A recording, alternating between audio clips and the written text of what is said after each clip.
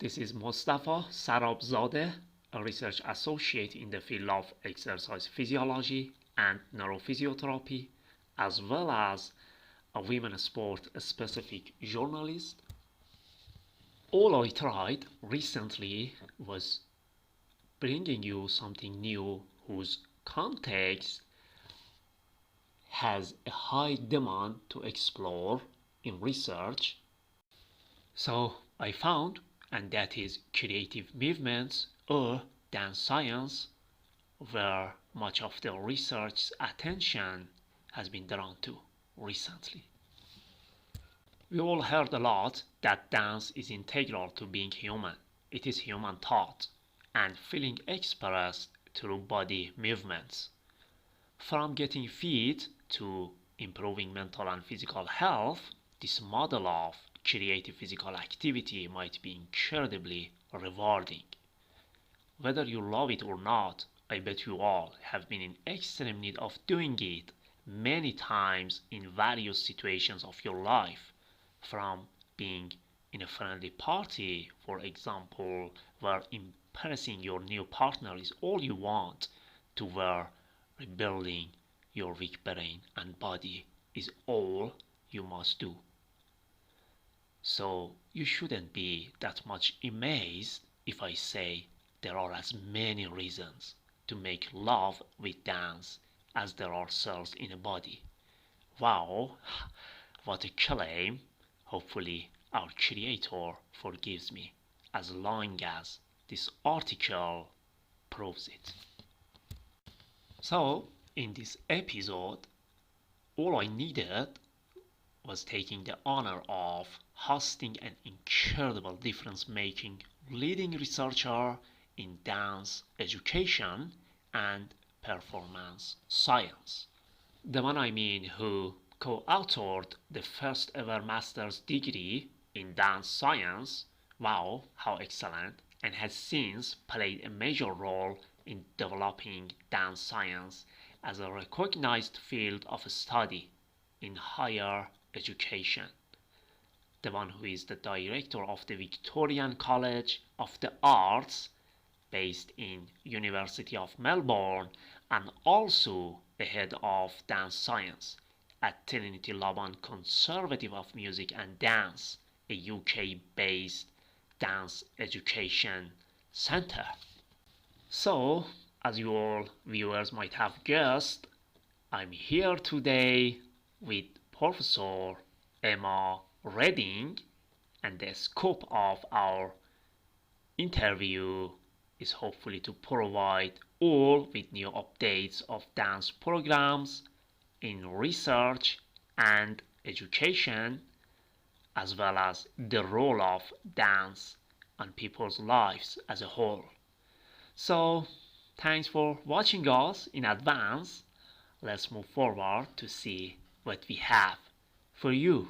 So, dear Emma, like you see, the first question is about your updates, and I know the January time has always been one of the busiest time of academics, but I would like to know how did you pass this month, your new updates regarding your work stuff, academic stuff, and the plans you're going to work on in upcoming weeks.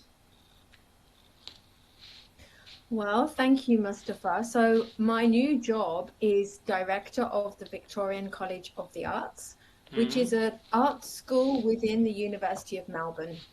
And I've been in this role now for 2 years. And in Australia, as you probably know, the academic year starts now, January, February time. So we have now 1,400 students who've just arrived to start their year. So the campus is buzzing with, excited artists wanting to develop their craft and their creativity.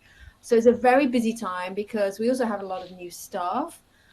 So we have new staff, new students, and there's lots of inductions and orientations. And this week actually is a special week because all the students learn the same subject. It's called Indigenous Knowledges, where they learn about the history of the place that they're studying in, and that's a really important subject that everyone does. Yeah. And then next week they go into their art forms and they learn their craft. And at the Victorian College of the Arts, we have performing arts and also visual arts and film and TV. And in the performing arts, we have dance, theatre, music theatre. We also have design and production, visual arts, film and TV. So lots of different art forms. And it's a really wonderful place to do cross-disciplinary art making. That's wonderful, Emma. That's a lot of work to do. So thank you for your response. My next question, Emma, is... Hi. Sorry, the line was crashed. That's a normal thing here. Yeah, my question, dear Emma, was about your specific definition of dance. And another thing, if we back to your childhood, how was like being a child in your family, and was there any specific motivations for you to step in dance there in your childhood, and then progress and gone up kind of the world of dance science to the where you are now? So my definition of dance is quite broad. It is any expressive movement of the body. So unlike sport, it's expressive. The expressive comes first, the artistry, the expressive, and then the physical comes second. So it's an athletic and artistic form of activity, but the art comes first and the physical comes second for me. So it's an expressive, physical, bodily activity. And how I came to dance, actually, I started quite late. I was 11. And that's quite late because many dancers start from 4 or 5. Yeah. But I was 11 years old. And yeah, my parents were very supportive. I just said I wanted to go to dance class, so they said okay. And they didn't have much money, so I was only allowed to do one class every week. And because I suppose I only had one class, I was there early, warming up, really enjoyed the class, never missed a class, and practice a lot all the time, just practicing and really looking forward to the one class every week. So, I have an older sister, and they were more strict with my sister in terms of her career. But with me, the second child, they said, oh, do what you want as long as you love it, do it. So I did. And so that was nice. And then I didn't even know that you could do a university degree in dance. So I went and did that. I was the first in my family to go to university. And then I got into the body more. I wanted to understand how the body worked and how movement is learned. And I started to teach dance as well after I was performing for about 10 years. But then I started to teach dance. And that's when I did my master's degree in sports science, because dance science didn't exist. You couldn't study it at university. So I had to do master's in sports science. And then my PhD was biological sciences. So I started in the arts, went towards the science to understand more the art. That's a wonderful definition you've given to the word of dance, and so that's one of my greatest pleasure to talk to one who kind of created official dance course as a recognized major in university after all of these years, which we didn't have anything like that in universities. So thank you, Emma. My second question is about your favorite dance genres. If you have any specific interest into a specific form of dance, and do you recommend or advise any form of dancers to students who want to step in dance science? Any styles that you know maybe working well in medicine or health, rehabilitation, and all those concepts involved in dance science?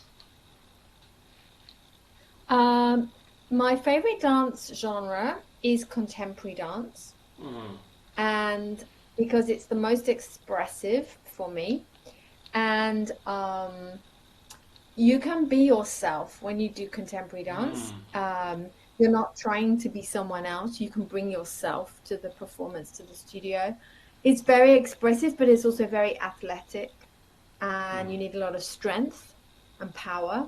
So my favorite genre is contemporary dance, and there are many different styles in contemporary dance, but essentially it's creative, expressive, athletic, individualized.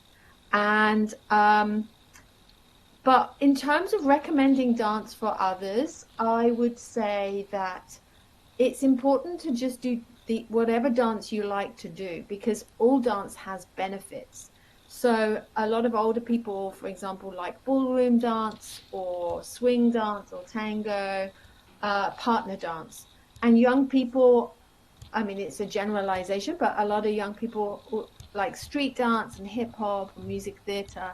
So I think number one, choose the dance that you enjoy, because then you're more likely to adhere to it, because the biggest predictor of adherence is enjoyment. And so that's the first thing. But different dance genres have different benefits, physiological and psychological benefits. And so we can talk about that in a bit, but I would say just choose the dance that you love.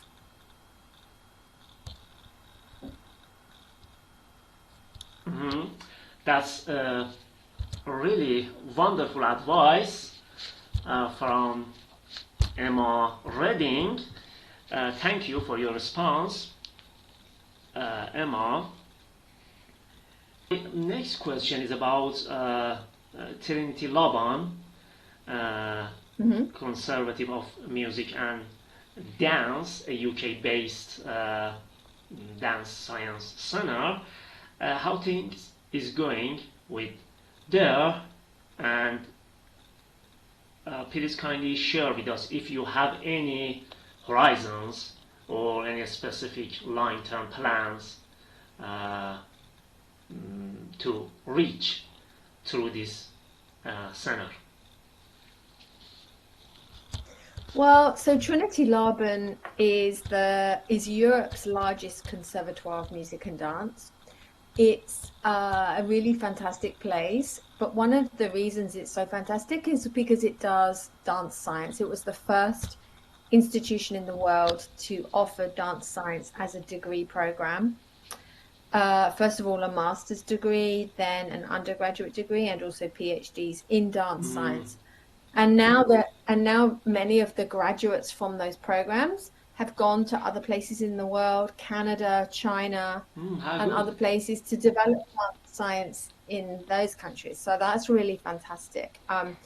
And it's one of the largest master's degrees in Trinity Laban. There's a fantastic dance science lab, physical conditioning studio, and Trinity Laban has become part of a National Institute for Dance Medicine and Dance Science, and also part of another network called Healthy Conservatoires Network. So the people, the dance science team at Trinity Laban have done a lot to advocate externally the importance of healthy dancers, healthy dance practice, and also healthy musician practice as well. So science for all performing artists.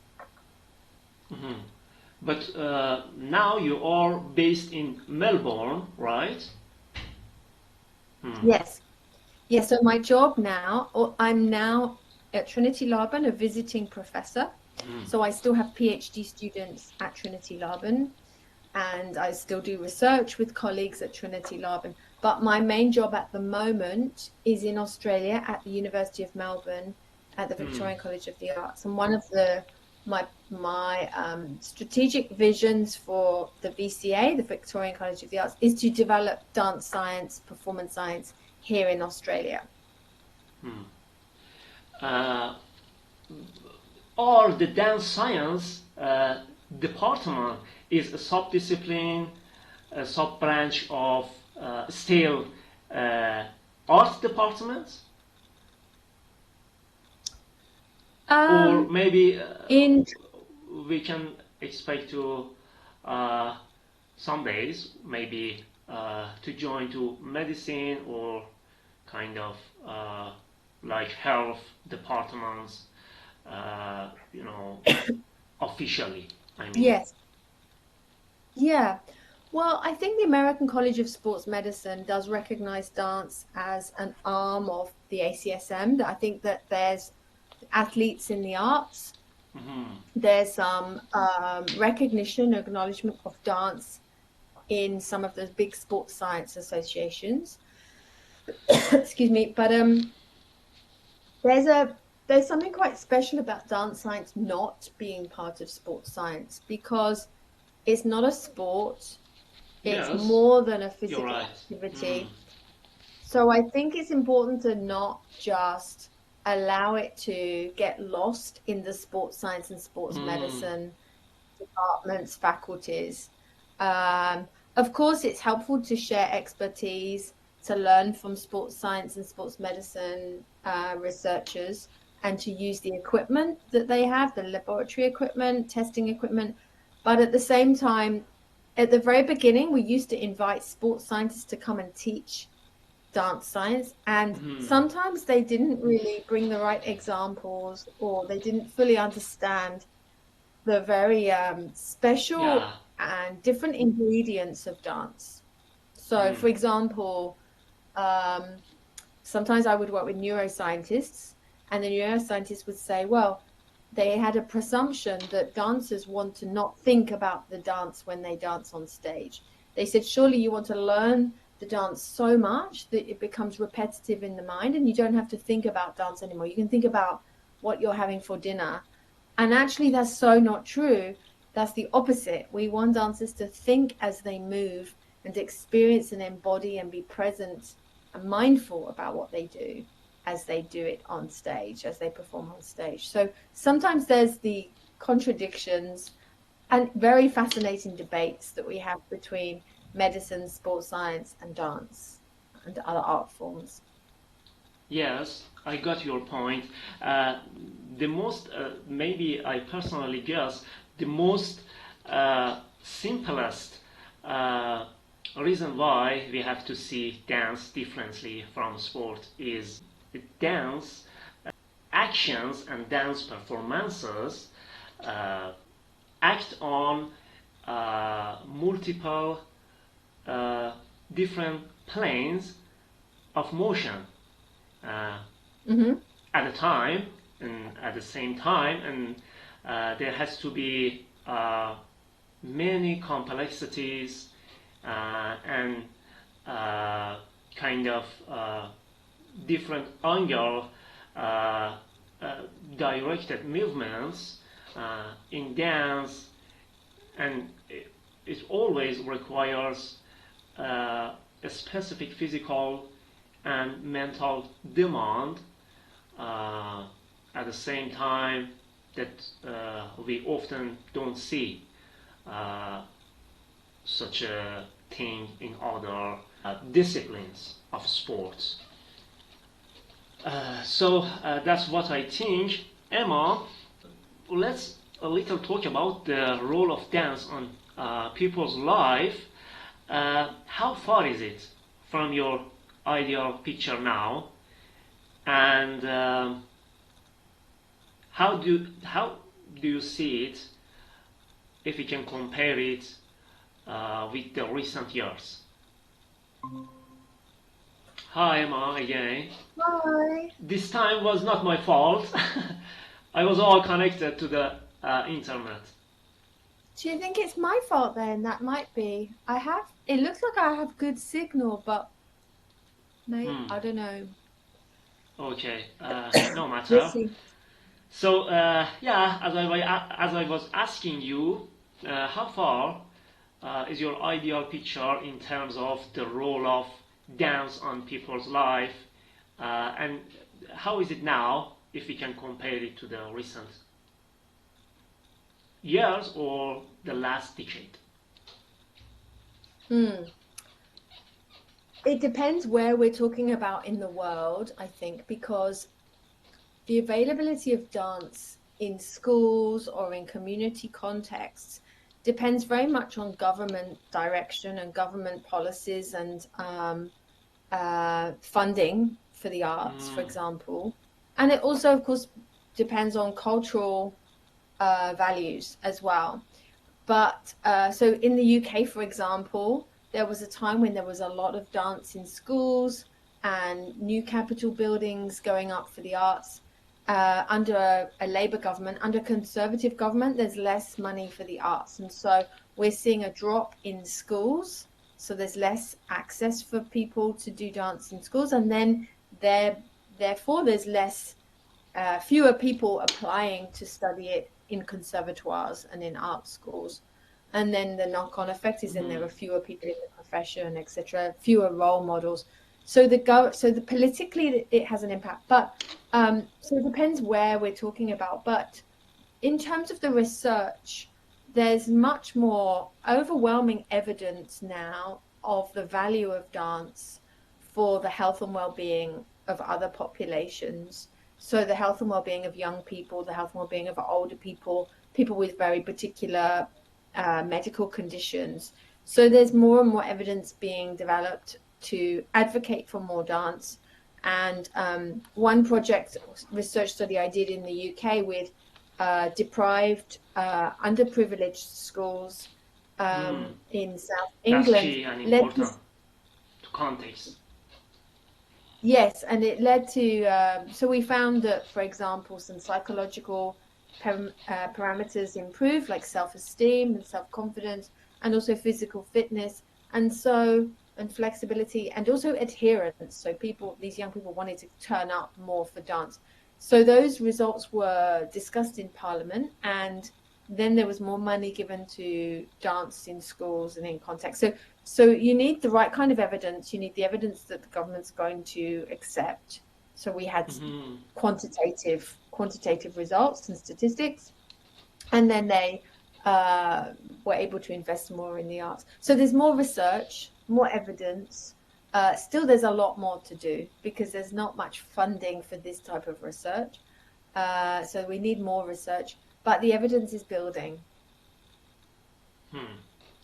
So in terms of funding, Emma, you mean it's dance, and the dance context is not yet a kind of interested topic uh, in the eye of our governmental bodies, right? Correct. I think there's not enough funding. If you look at the funding that goes into certain sports like racing car driving, like Hmm. race driving, Formula One, look at how many millions of dollars go into that, but less so in the arts and definitely less so in dance. Dance is the poorest art form. So less money in dance, less money in the research of dance. And so it's Hmm. quite slow paced. But, we're gathering the evidence now that we have academic journals and conferences that present the value of dance. And so we're getting there. It's slow steps, but we're improving. Yeah, I hope it's getting better day by day by all the wonderful work you and your team is doing. Thank Thank you you. for your response, Emma. So you talked about the governmental bodies. So let's say, what if an environment wasn't that much supportive for all the dance enthusiasts? Mm. Well, yes, I suppose then it would have an impact on people's ability to dance if there's no support, no resources. Mm, Um, it would mean that there would be less dancing going on in society, which means those benefits, the physical and the psychological benefits, would not be seen. People would have to find other ways of improving their well-being or socially connecting with others. One big finding in dance is that the thing that people love is the cognitive and the social benefits of dance because it brings people together. You often dance with other people, and so mm, in addition to the endorphins, the hormonal benefits, you also have a social benefit, and so that would go if a society was less supportive of dance. But I suppose there would be other ways to connect as a community, perhaps. hmm. Uh, that's exactly as you said. Thank you for your advice. Uh, Emma, how different do you think coaching style in some countries like Middle Eastern countries is from the UK or other developed countries? Is there any So are you difference? talking? Sorry to interrupt you. Is there uh, any difference between uh, coaching styles of dance Uh, uh, hmm, in terms mm, of culture yes, and the environment you're working with? Hmm. yes, I think so. My experience suggests that that is the case. So I worked in Hong Kong, and in China, as well as Australia, UK, America. And yes, the way in which students relate to their teachers, their coaches, means that you inevitably coach differently. And also so for example, in certain cultural situations, sometimes you get a situation where students think that everything that the teacher says is truth and that they do Mm-hmm. everything they're told and they don't question as much, at least not out loud. And then you have other cultural situations where students ask a lot of questions. They ask why are we doing this? They want to have justifications. And, as a teacher, you have to coach differently. Sometimes you have to motivate certain groups more than others because the motivation is different as well. Yeah, and I think that also there are in certain societies, perhaps the new research that is coming out about how best to teach has been applied more than it has in other societies. So, for example, the research that is indicating that we should develop a supportive environment to nurture and encourage and motivate rather than shout and give Mm. negative feedback. That the research is showing that that's not so good for good Mm. results, and yet there are certain cultural contexts where that is the dominant form of teaching, the sort of trying to break the students to build their resilience and tell them that they're not good. And that works with some students, but definitely not all students. So there are very different methods of coaching in different cultural contexts. So these all are kind of the impact of culturalization on the core of dance teaching. Yes, I mean, yeah, I think that's why we have to, as coaches, as teachers, respect the context that Hmm. you're walking into, and not just bring your teaching style. Of course, you can't take it off because you are you, and you bring you to the classroom, but you also have to look at who's in front of you. who is this group of students in front of me and what are their needs, rather than go into a studio with a predefined lesson plan, because your relationship with the students will differ, the way they respond to your coaching will differ, and you may have groups where it's not appropriate to teach Western dance, for example, and you want to acknowledge where the group of students have come from, what their backgrounds are, what their cultural backgrounds are, and what they can bring to their own dancing. Thank you for how you clarified thoroughly such a challenging question. Emma, another interesting context is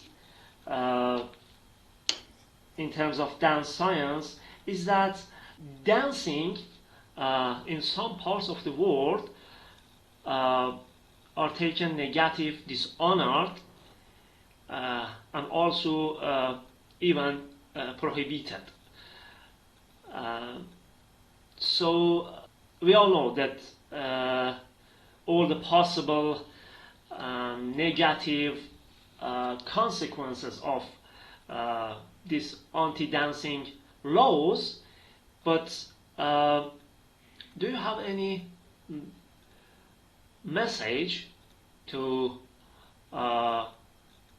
all the policymakers of such countries, or maybe the people who are living, the dance lovers who are living in such countries? Well, you ask a really important question, and one that, in a way I'm not qualified to answer because I'm not living in those countries where dance is not allowed. But we're weighing up two things here. We're weighing up the balance between Western scientific research that has shown that dance is good for you physiologically, cognitively, socially, psychologically, and societies where the laws or the religion, the cultural norms and values are such that they don't, the people who govern those countries don't allow dance. And so it's it's a paradox. Maybe it's one of the biggest paradoxes exists in the yes. Yeah. Thank you, Emma. What's about the generalization of dance or dance science? Have you ever done something specific for the rural areas, or you just told me you work somehow with marginalized or deprived communities? So just please kindly share with us if anything interesting you've ever done, just in order to improve the dance knowledge or dance science academically in those areas. That's really important because a lot of the dance science research so far has worked with elite professional dancers. So big ballet companies, big contemporary companies, the well-funded dance organizations. And what we need more of is dance science research that has gone out into the communities, into rural, regional areas, worked with different kinds of populations. And so we've done some of that work, like I mentioned, the work with underprivileged schools. And what would be good is to see whether there's a difference between working with those more marginalized groups and working with more advantaged groups.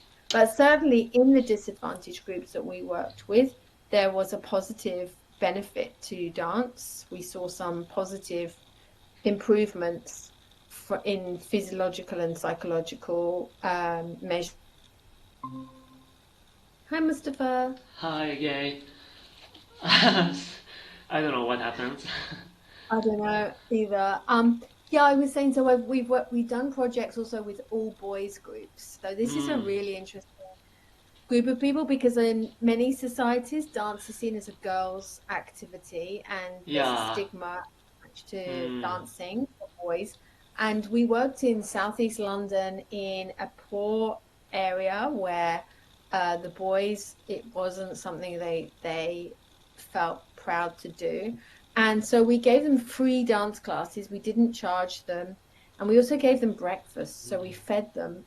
So they would come for some food, and we would teach them hip hop and street dance and a dance genre that they thought was cool. And then we started to put more contemporary dance in to make it more expressive.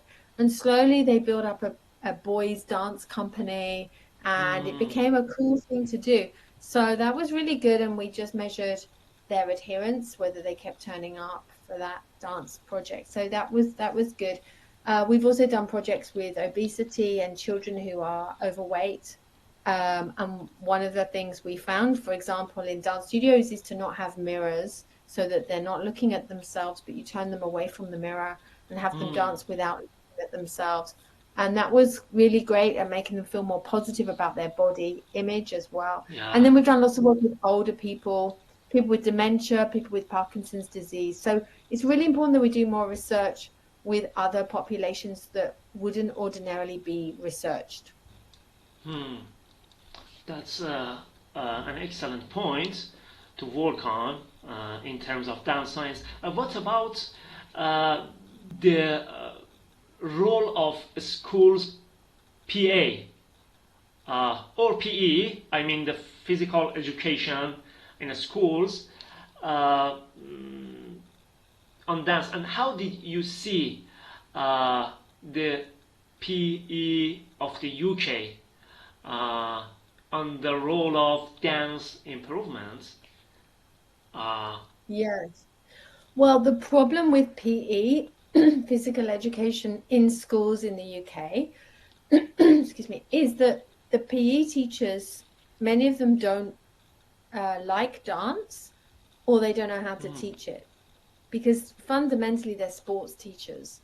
And when they do their teaching qualifications, they have to do a small amount of dance, but they don't like teaching it. So in the end, it gets smaller and smaller as part of the curriculum in PE. At the same time, at least dance was in the PE curriculum. At least it exists, but a lot of teachers are not qualified enough to teach it. There may be one dance teacher in one school where they love dance, and so those pupils would have a lot more of it. But it's not particularly well positioned in PE because dance is more than just a mm, physical activity. It's an art form. So you could put dance in art at school as well. It could fit into art. But the problem with that is then you have art teachers that don't teach dance well either. So really mm, dance needs to stand as a standalone subject in the curriculum. It's not PE, it's not art, it's just dance. mm. Thanks, Emma. Uh, the next question is about the schools and how their teacher are unable to uh, provide even basics of creative dance to students, which you thoroughly talked about it now. Uh, but following the previous question, how about the technologies? Uh, do you believe technologies can help dance education, learning, and teaching? Uh, while the studies have recently supported that many dance instructors are opposed to this uh, style, as they believe the dancers uh, mm, should be in place to be monitored and check a figure or the style or all the movements in place. So, how do you think about that? I think overall, technology is a very good thing to increase dance, the awareness of dance, the access to dance teachers, particularly for students who can't access a live dance class or they don't have the money to go to an in-person studio dance class. I think it will increase awareness. During COVID, we saw that everyone was taught online, and we've discovered that we can do a yoga class taught by somebody in America, or you can access very good teachers now that we have access to the internet and to Zoom and online teaching. So I think generally it's good. And then of course in dance science, technology has helped us immensely to measure the physiological cardiorespiratory capacities of dancers. That's it. It's helped us measure the certain things that help us make dancers better dancers, less injured, physically better, fitter, stronger. So technology is generally good. The downside, and some teachers don't like technology because it's true that it's not the same quality of teaching. You can't see the whole body when you're teaching online. I know that because in COVID, I taught students online. You can't see their whole body. You can't see them in a three-dimensional sense. So, and you end up teaching in a very frontal two-dimensional way. Like I didn't do jumping, I didn't do turning because it was difficult in the space, but also I couldn't see what they were doing as well. So the quality of the teaching is not as good, but the accessibility to dance is better through technology. So, what you mean is, in some parts, whose people are in much restrictions or limitations, online dancing classes might be an option, but not as much ideal as in-person classes. Correct. Thank you, dear Emma, for your constructive response. How about the creativity and productivity of dance students in schools? You talked about the misknowledge of school teachers in UK. So you and your team have ever done something to deal with this in UK? I mean, in partnership with the schools and education centers, because all the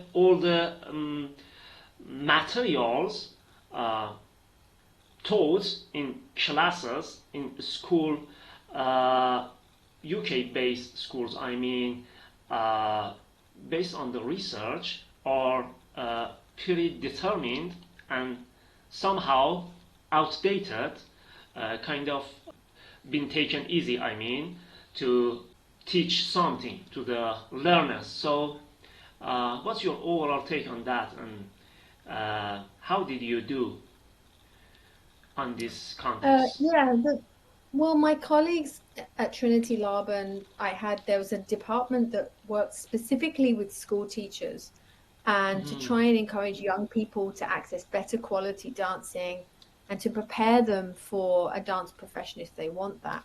And it's important to work with the school teachers to do professional development for them so they learn to develop their skills in teaching dance. So we would offer professional development. But there's also a research study that I was involved in for 3 years that was looking at how to teach creativity in dance. So not just the physical skills, but how do we get people in dance studios to be more creative? And we used mental imagery and the way we think, people to be more creative through their dancing. So we did a research study that looked at how best to train creativity through the manipulation of mental imagery, how we image and imagine. And we did and the results can be applied to different contexts. But I know that there are now people using resources So lesson plans and materials to help teachers in schools to teach in a more creative way and to encourage young people to be more creative in their dancing. Thank you. I asked this question, Emma, because the research has been shown, has shown that the creativity is key to keep dance alive on the line, and that's why I asked you. So, do you also have any psychological strategies to provide more efficient and supportive educational environment for the students? Yes, there's now a good amount of research that has looked at what is the ideal psychological environment for dancers to thrive. And so, for example, studies showing that if you reward effort rather than excellence, so if you reward people who are trying hard and that they need to compete with themselves and not the person next to them, then it will encourage an environment that is more supportive and safe for them to be more creative, etc. And then we've also, there are now more art schools, conservatoires who are teaching psychological skills within the classroom. So how we teach dancers to use positive self-talk, to use goal setting, to use mental imagery, to better prepare for performance, to recover better from injury, etc. So all the sort of psychology that's used in sports science is now very much used in dance. Some dance schools now have a psychologist attached to them, and that could be a performance psychologist as well as like a counseling psychologist. So yes, the one-to-one mental health support, but also the performance psychology, helping people to deal with pre-performance nerves and to strive for better dancing through using psychological skills and positive self-talk. That's a very interesting topic to work on as a researcher as well, Yes. because there has to be a lot of impacts, psychosocial impacts, also on education and as well as on the dance science and how we can effectively teach dance science in universities. So thanks, Emma. You briefly talked about the dominance of Western culture into dance. So that's an interesting topic in the research as well. How do you think is it important to decolonize the pedagogy of dance? Sorry, Ma, I don't know what happens. If this is my fault, please forgive me.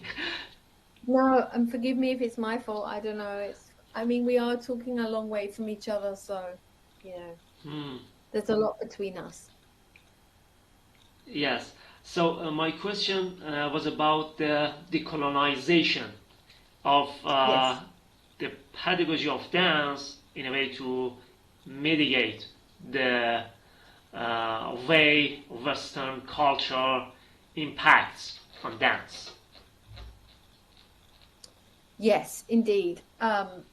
Well, it's a big topic, and it needs addressing, and we need to come together with different communities of people to decolonize dance across the world, because there are dominant dance genres that exist, Western dominant cultures and narratives, and so it takes patience and openness and care, but we need to address this very most definitely.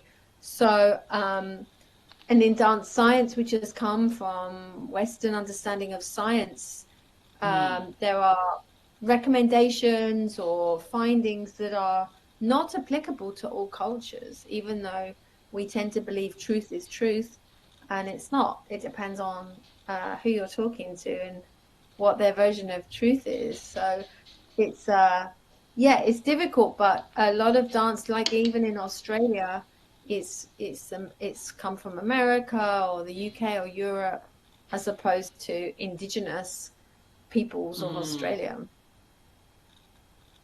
So maybe you'd better to convince funding bodies to invest much more money on it. Yes, for sure. Yeah, it's important if we encourage people to dance, we want them to dance the way they want to dance and the way their cultural heritage can be part of that dance, and it's not being ignored. We don't want students to leave their identities at the door and then come into the studio and become another type of dancer that is one that they don't recognize. We need them to come and tell their stories through their form of dance. Thanks, Emma. So, sensory motor synchronization in children with cerebral disorders that has been reported, dance has been reported beneficial when it comes to this population.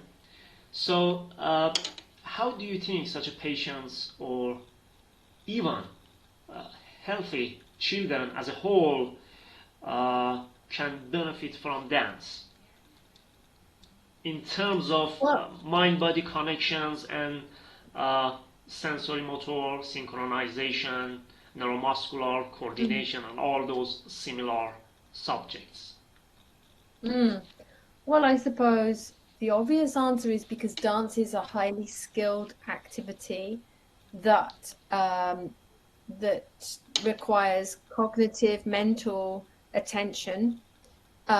It's a refined activity that you need to attend to what you're doing. And so when you're sending messages from the brain to the limbs to move in a very particular stylized way, expressive way, really stretching the body's capacities. Dancers jump, turn, move in and out of the floor, three-dimensional, highly skilled, balancing, landing on one leg, thinking about the artistry and the expressiveness, as well as physically having the stamina to keep up. There's a lot of cognitive load.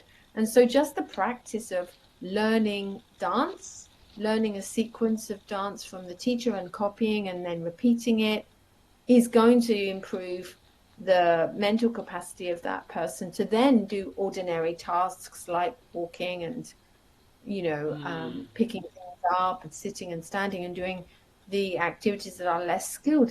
It goes without question. Of course, they're going to be better at coordinating their body to do those skills. So, have you personally got some research works in this topic to work with such patients?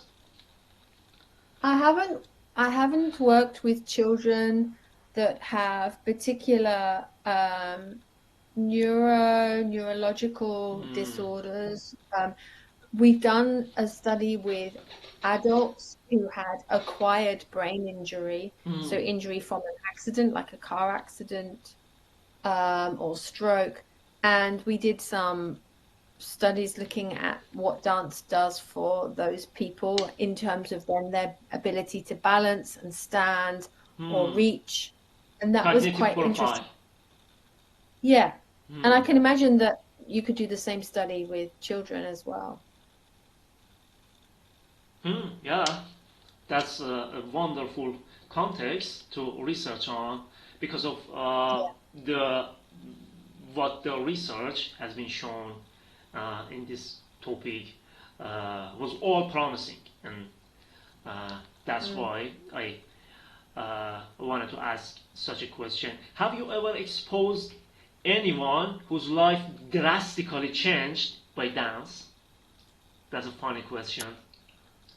Yeah, I mean, I haven't saved anyone's life from dance, I don't think. Um, but I've seen transformational, like big change, significant change Mm, among people. That's more social and physical changes that I've seen, but I've also yeah, seen statistical findings that have shown that people are more likely to keep dancing, get physically fitter, psychologically more confident. But for example, here's just an anecdote. We did a study with older people who were suffering from loneliness and depression. mm, And so they would come to their one class a week, every week, and we visibly saw a difference in their the way they held themselves, sort of their confidence in mm, their stature. And even some of the older women who were in their 80s and 90s started to, put on lipstick and dress differently. They were mm, prouder of themselves. And then they didn't just leave after the class. They would start to hang out with the younger people in the room. mm. They would go and have a coffee, go and How hang out in the excellent. library. So it had a profound effect that you can't quite measure. Mm, But I believe that those older people were less lonely, less depressed, because they looked forward to that 1 hour every week where they came together and they felt beautiful. And there's a study that's been done by a colleague in Roehampton University in London that has looked at this idea of beauty and older people, particularly older women who feel invisible, that they're no longer mm, being even seen on the streets, that they feel even, and particularly when you ask those people to perform, not just do a dance class, but perform where there's an audience mm, watching them, and the impact of performing on their self belief in themselves and also their body image, and that they feel for the first time in many years beautiful. mm. That's wonderful impact of dance on psychology profile of the people. Um, how about the pain intensity? Have you ever worked uh, on the projects to kind of reduce uh, neural rooted or localized rooted pains in different Mm. kinds of patients? Yeah, no, I haven't directly. I was going to because I was working with a hospital in London with fibromyalgia patients, patients with Hmm. chronic fatigue and chronic pain. And there was a very enlightened doctor who believed that dance could help these people more than medical intervention. And we didn't get the funding for it, Ah. unfortunately, but that would have been fantastic because he said, the multidisciplinary interventions of psychology, physiotherapy, and some therapeutic drugs. Yes, it works, but he totally believed that dance would be such a beneficial thing for them to do outside of the hospital as well. Don't hospitalize this, but take them to Trinity Laban. But we didn't get the funding. But that would have been great. Yeah, I don't know where the world of research is going in the UK because the amount of funding specifically for the international candidates has been drastically dropped in recent years, and proof of this is my case. That hi again, sorry. Hi. If I've No, I'm taken sorry much too. of your time today, so sorry, my apologies, dear Emma. No, that's okay. Talk about it. Thanks, dear Emma. So, what strategies dance coaches uh, can take, sorry, to make sure that their pupils are far away from injuries, any possible injuries related to uh, elite dance? So is your question, what strategies can the teachers put in Mm, place to prevent injury? mm. For the Yeah. Okay. elite dance. Yes. Yeah. The elite dancers. So we know from the research that many elite dancers get injured.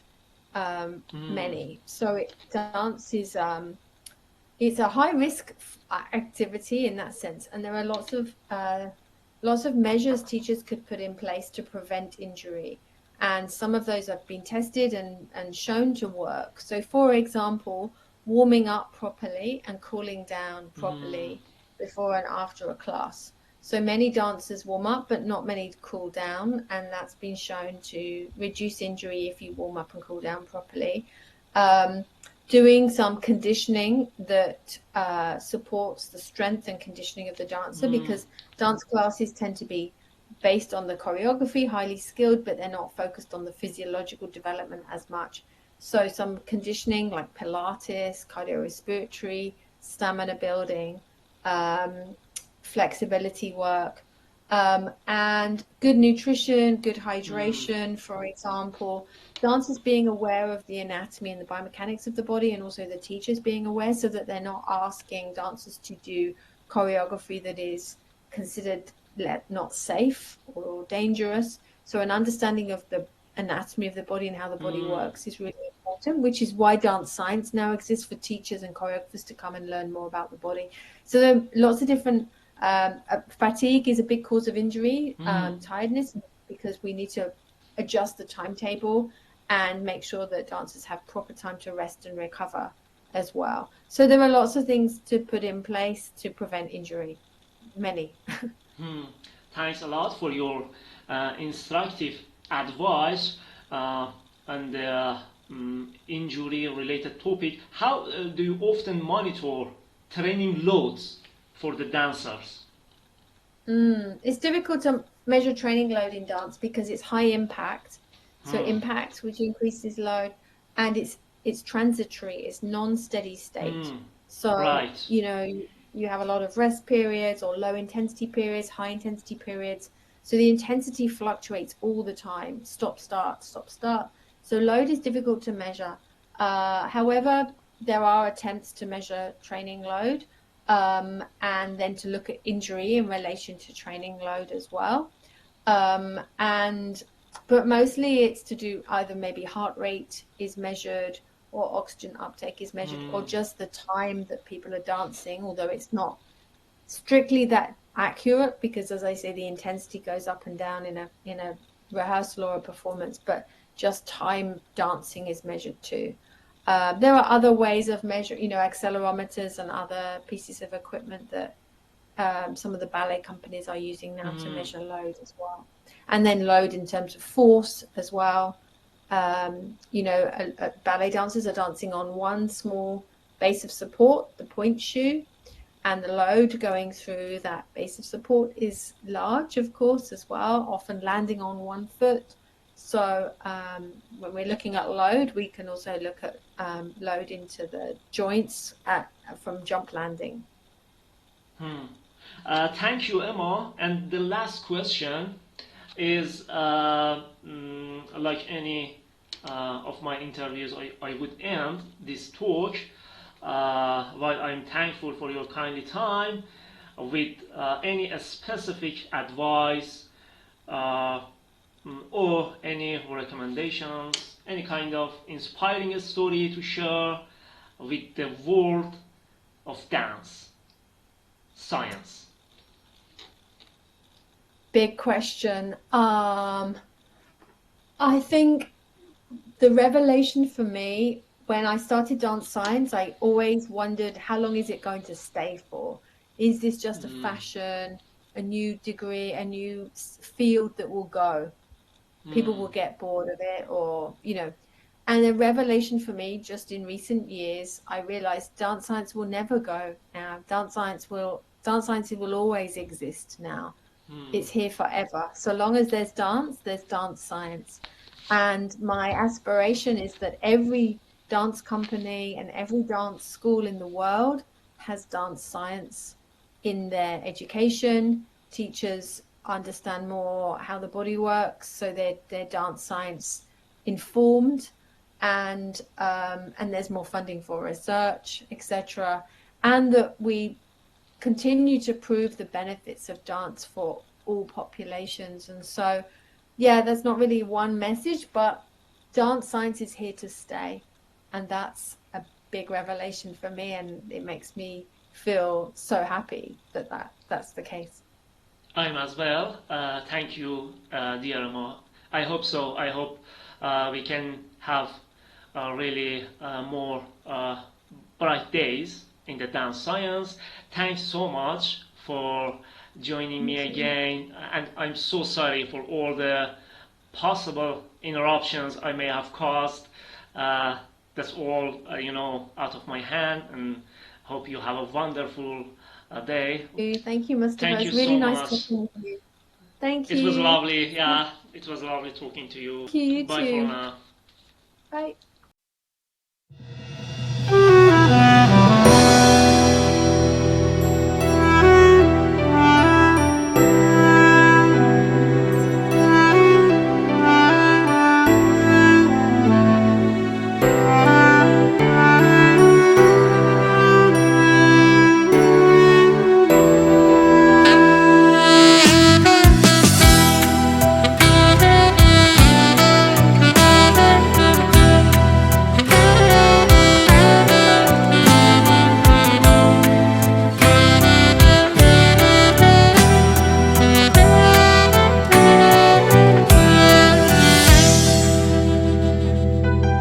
غنچه مریم تو قاب آینه، نسیم عطر تو کنار شومینه، یه شمع نارنجی، یه قلب بارونی، شوق تماشای برف زمستونی. دستاتو میگیرم عاشق میشم کم کم، حس میکنم دیگه خوشبختم، حس میکنم با تو دنیا که شیرینه، انگار دیگه هیچکی ما رو نمیبینه. میخندی آروم، دل به تو میسپارم، نمیدونم دیگه خوابم یا بیدارم، تو با منی دیگه، تو خواب آینه محو تماشاتم، کنار شومینه. میخندی آروم، دل به تو میسپارم، نمیدونم دیگه خوابم یا بیدارم، تو با منی دیگه، تو خواب آینه محو تماشاتم، کنار